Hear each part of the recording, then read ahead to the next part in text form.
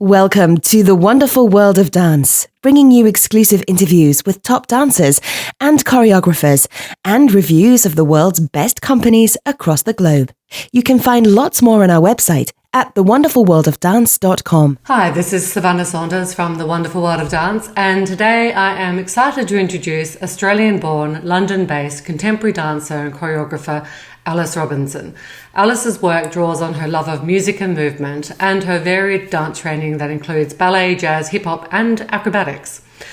On this show, I love to highlight freelance artists as well as the big established companies, so I'm thrilled to be able to discover Alice's first full-length immersive production and her debut work that's premiering in London called Does It Matter in the Dark? So let's find out about Alice Robinson and her new piece. Hi Alice, thank you so much for joining me. Hello, thank you for having me. I'm very excited. So actually, your first full-length immersive production, Does It Matter in the Dark, actually premieres on the 2nd of November, just a couple of short days away. How are you feeling about this quite a big milestone for you?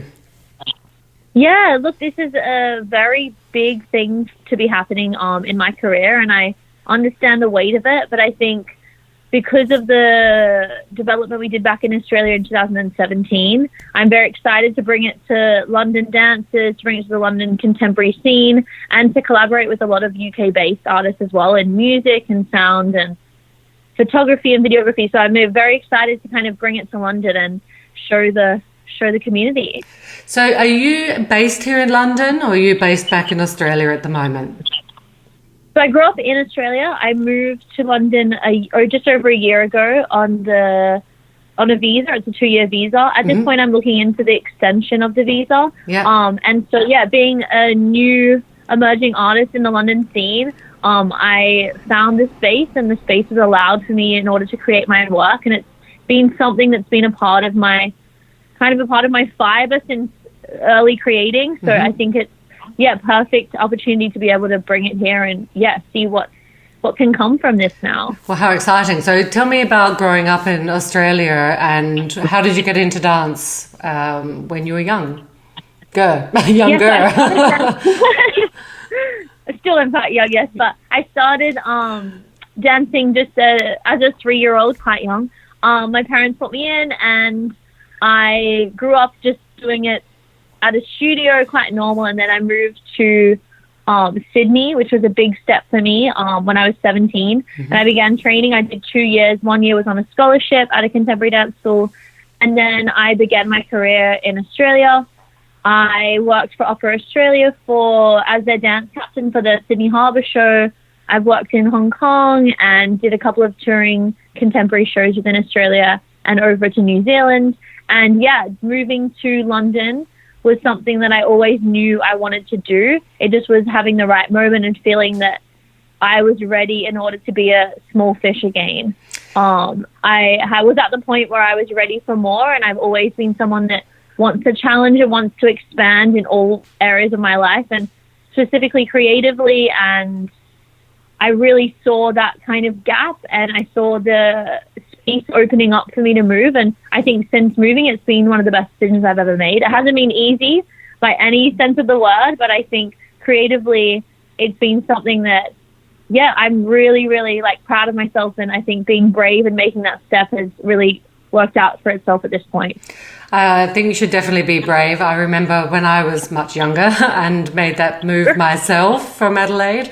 It is quite a big step. But as a dance artist, how do you sort of, after a year here in the big London metropolis, what are the differences that you are feeling between the dance scene in Sydney and Australia and the region of which you've been dancing in and the dance scene over here?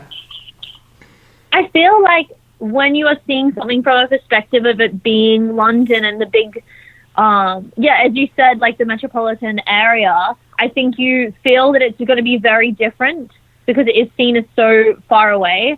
But since moving, I've kind of found so many more similarities. So the system works the same pretty much. I feel like it's just a bigger pool of people. So there's the same work, there's the same circles, there's the same industry in terms of training and all of those things. It's just on much larger form. And I think that's the thing that I really was seeking out. And I think having moved have found that. In saying that, it's a different, I find specifically for me, I've always grown up as someone who had the classical contemporary training, but also was into really exploring creativity and worked a little bit commercially as well. So I've always sat in a streamlined middle point between both industries. And I think contemporary dance over here, I've found the space in order to like really push that kind of brand of my own and join the two industries together. And I aspire to continue to do that throughout my career and bring the two forms together. I noticed that actually you, as a freelancer, you've worked in stage, TV, West End musicals, as you say, sort of, bridging those two elements of the industry in terms of the commercial and then, the purist side. What are the differences that you find working in those different elements? Yeah, first up, I did a development for the West End musical. I haven't actually officially been in one yet, but okay. I did a development team. I just want to clear that up, just in case there's anyone out there. But I think for me, bridging the gap between them has been something, I'm really strive for. And I think there's such an industry for it. And I think just like the two worlds colliding more, I think can make so much more magic within the industry. People are very closed off sometimes to their specific points of view, but contemporary dance in its purest form, understanding obviously foundational techniques and the pioneers, of course, but is meant to be current and conceptual. And I think the current and conceptual can be something that is innovative and can break down those walls that have conventionally been built. Well, talking conceptual, tell me about the production that you're premiering on the 2nd of November in London, Does It Matter in the Dark? Tell me about that. So Does It Matter in the Dark was, first conceived in 2017 within Australia. I did a development week back home with local dancers, and I did see like a huge potential within the work. So it explores what has purpose and what has no purpose within darkness and what kind of comes to light within darkness. So you can talk literal form like the senses and how they're heightened, or we can go a little bit more in depth, talking about de-individualization and different kind of psychological factors. And this, work just kind of explores that. I went to see Sleep No More in New York. Have you seen it? No, I haven't. Oh, it's incredible. It's by Punch Drunk, this company. It's an immersive theater experience. And when I saw that back in 2014, it literally sent me into obsession with immersive work. And I think the fact that you can kind of break that fourth wall with the audience, and the audience are a part of the production and they feel the importance of their presence, is something that I love to like push with performance in itself, especially with the artists.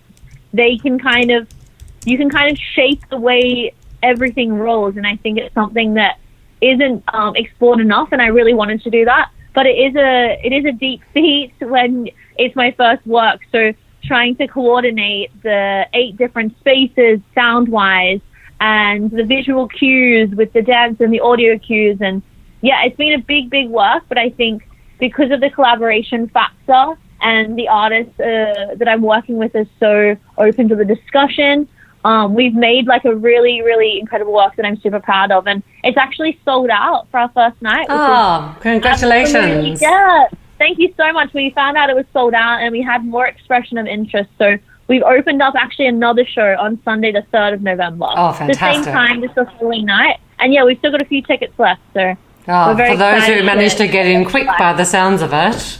Yeah, exactly. So tell me about your creative process. You mentioned you've been collaborating with a number of different artists and others. Tell me about how you bring the work to life. So when I'm in my flow state of creating, I feel like that's where most of the inspiration comes from. And I think when I get into a studio with like-minded dancers and artists, the discussion point and seeing everyone's background is like, it really helps in order to find the depth of the concept.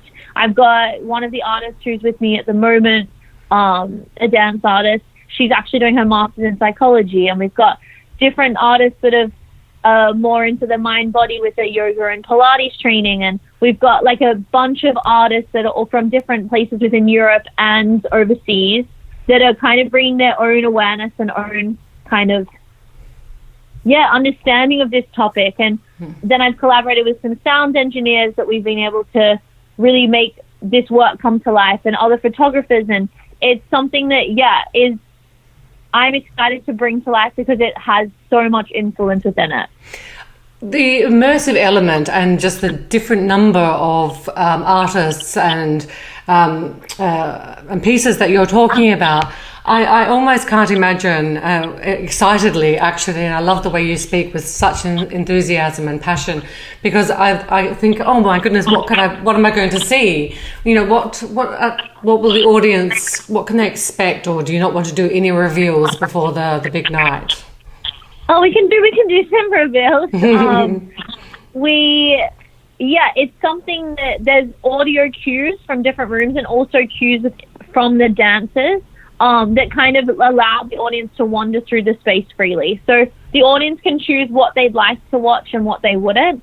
And whenever there's, say, 2 cast members within one room, let's say that they split and one person goes one way and one person goes the other way, the audience can then choose their own adventure and choose who they want to follow. And therefore, at the end of the show, the most exciting part for me is speaking to the excited audience going, oh, I just saw this in one room and I didn't see that bit and I wish I saw that. And it was really cool how this storyline made sense for me. And it's kind of people draw their own conclusions from what they see. And I think the fact that you can never see everything is something that really excites me. And I think as a human, and life is like that, you can never be everywhere at once. And that's kind of, reflected within this piece.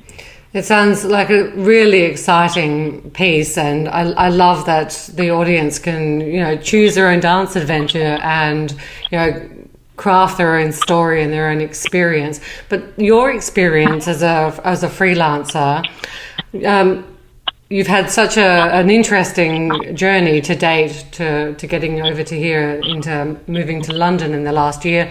What has been some of the most sort of joyful moments in your career so far? Things that have really stood out as a freelancer that perhaps if you had joined a company you may not have had experienced.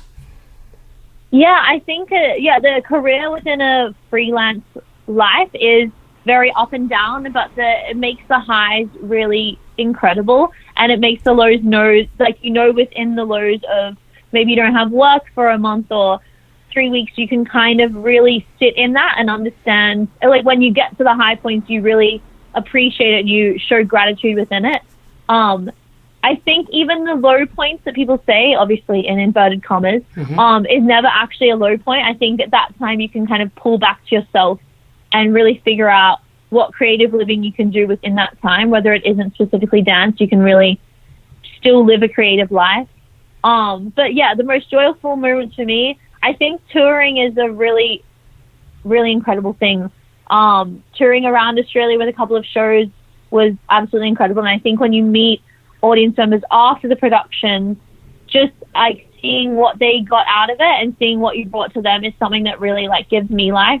I choreograph for different productions at different times in different arenas, and I think that just that flow state that you are in when you're creating is incredible. But I think that maybe a career highlight, and it's not even a career standout, it's just a highlight. During one of my shows that I was in that toured Australia and New Zealand, I had a solo piece within the show where I was able to improvise the whole thing. Wow. And improvisation to me has been one of my true loves that I've always found great light in. Having that a space to be able to, whatever I was feeling and whatever was happening, I was able to express that on stage in a theater, which is such gold it is. And to have audience watch you, and my castmates were side stage, and it was to this day, having that freedom on stage in that environment was exhilarating, and I think something that I'll never kind of forget. It sounds quite a pivotal moment, or as you say, a true highlight, and a very rare opportunity, I guess, to fully express yourself. Exactly. Yeah. With it, like, full abandon in front of an audience and just reacting to the moment in which you feel. I wanted to ask you as well, in terms of, your move over to London, there'll be lots of, younger dancers thinking about, moving to the big city. You've moved from Queensland to Sydney, and then you're over here in London. And there are many others out there thinking, could I be brave enough to do this? Should I do this? And what lessons have you learned about either yourself or your experience that might help others in sort of tackling this decision? Yeah, you're exactly right. I think it's something that, especially for an Australian, I think I've met a lot of people that London is the next step for them, whether it be within the industry or in their personal lives. I think it's a nice big step to take. I feel that people are way more capable of new challenges and life than what they assume they can. I think if you take yourself out of your body and you always put yourself into your younger self, so even if you are very, very young, still in training, if you put yourself back to the 4-year-old that used to dance every time they used to go into the supermarket, and you think about the perspective of that human thinking about where you are now, they would be ecstatic. So I always put myself into my younger self that keeps me kind of like pushing. And it just kind of keeps you grounded and knowing that you loved it before it became your career. And I think that's something that makes you love it on days that you don't, and makes you continue on, and brings you back to reality when things are going really, really well. And I think everyone is way more capable of choosing the life that they want. I've always tried to aim to be in charge of my own life and have authority within my own life and my own choices. And being able to move here is really just like help sustain that ideal in my mind and know that I always have a choice with my life. And I think everyone else can have that if they choose to as well. So just knowing that you're allowed to do what you'd like and you're allowed to live the life that you want is, super special. And we have to keep on reminding ourselves of that, especially within this tough industry. I love that. And I love the sense of authority and giving yourself permission and just allowing yourself to do what you love is such a wonderful sort of aspiration and such great guidance. What do you love the most about dancing? What you talked about, this holding on to what you have loved about it before it became your profession. What do you love the most about dancing?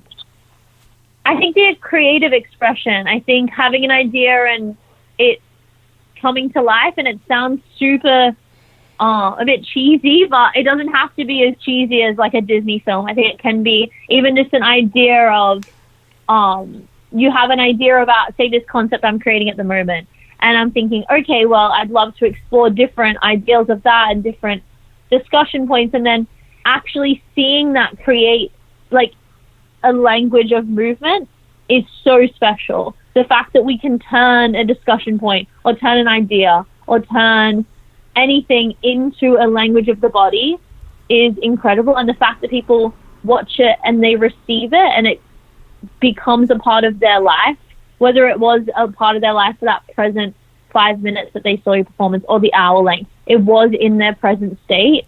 And for me, that's an exciting thing. And I think since choreographing on other people, I think the trust that you give the other person after you've passed over that, the words or the idea, I think seeing them do it is, it actually is one of the most special things. And I hope that everyone in their life, whether it is in dance or any kind of creative living, that they can see their creation go further than just their mind. And I wanted to ask a couple of final questions. What are you hoping comes next for you? Taking that love and that expression and the creation and, the collaborations.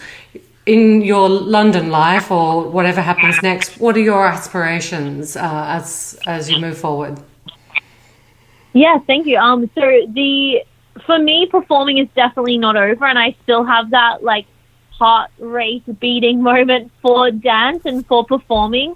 And that's still something that I am doing within London. I still have a career within dance as well, and performing. And creative-wise, I'd really love to see where Doesn't Matter in the Dark can go.